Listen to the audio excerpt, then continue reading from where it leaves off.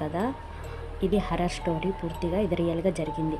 నలుగురు స్నేహితులు రాహుల్, అర్జున్, కార్తీక్, వినయ్ పరీక్షలు పూర్తి అయ్యాక తమ గ్రామం 12 దాటడం వలన ఆటోలు మరియు బస్సులు ఏమీ దొరకలేకపోవడంతో నడుచుకుంటూ వెళ్దామని నిర్ణయించుకున్నారు. వాళ్ళ గ్రామం వైపు. మొదట్లో అంతా సరదాగా సాగిపోయింది. కాలేజీ జ్ఞాపకాలు, ఫన్నీ సంఘటనలు, భవిష్యత్తులో ప్లానింగ్ మాట్లాడుకుంటూ నవ్వుకుంటూ నడుస్తున్నారు. ఆ గ్రామం మొదట్లో ఒక పాత భారీ భవనం కనిపించింది. అది చాలా సంవత్సరాలుగా ఖాళీగా ఉన్నట్టుగా అనిపించింది. విరిగిపోయిన కిటికీలు, పగిలిపోయిన గోడలు, దట్టంగా పెరిగిన చెట్లు. అప్పుడే రాహుల్కి 2వ అంతస్తులో కిటికీ దగ్గర ఒక నల్లని నీడ కనిపించింది. అతను భయంతో చూపించాడు.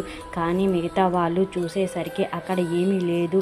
అంతలో ఆ భవనం లోపల నుంచి టి టి టి అనే శబ్దం వినిపించింది. అందరూ ఒక్కసారిగా మౌనం అయ్యారు. అర్జున్ ధైర్యం చేసి మొబైల్తో వీడియో తీయడం ప్రారంభించాడు.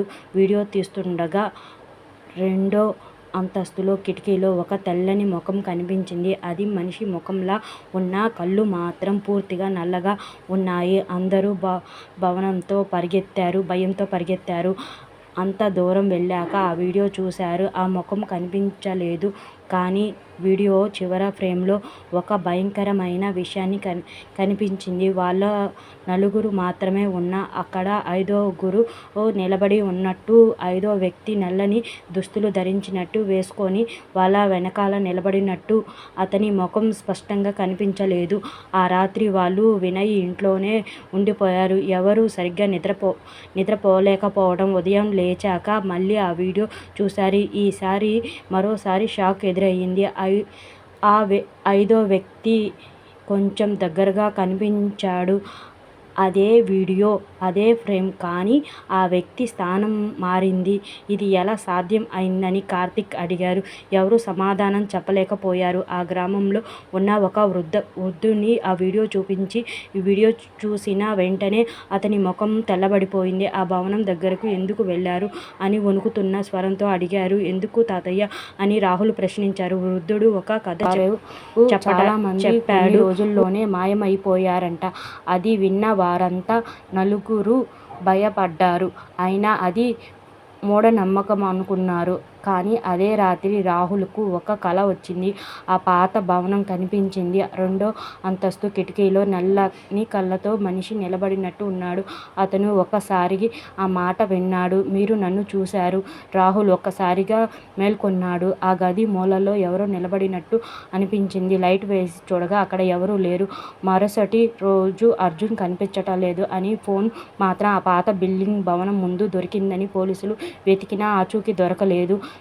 మిగిలిన 3 భయంతో వణికిపోయారు.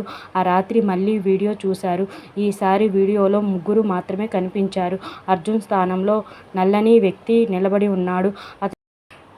మిగిలి ఉన్నాడు. భయంతో ఆ గ్రామం వదిలి ఈ నగరానికి వెళ్ళిపోయాడు. కానీ ఎంత దూరం వెళ్ళినా అతని ఆ నీడ కనిపిస్తూనే ఉంది. ఆ ఒక్కరోజు తను తన ఫోన్లో పాత వీడియో మళ్ళీ ఓపెన్ చేశాడు. అందులో ఇప్పుడు 4 కళ్ళు ఆ వ్యక్తిని నిలబడి ఉన్నారు. అర్జున్, కార్తీక్, వినయ్ మరియు రాహుల్. ఆ వీడియోలో వాళ్ళందరూ ఒకేసారి కెమెరా వైపు తిరిగి నవ్వారు.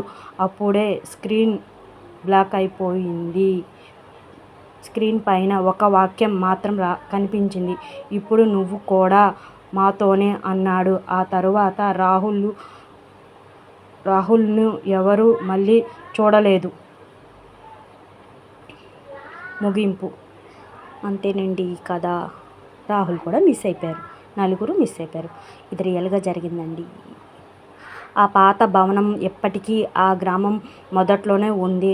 రాత్రుళ్ళు దాని దగ్గర నుంచి వెళ్ళేవాళ్ళు. 2వ అంతస్తు కిటికీలో నలుగురుతో నిలబడి ఉన్న 5గురు యువకులను చూశామని చెబుతారు.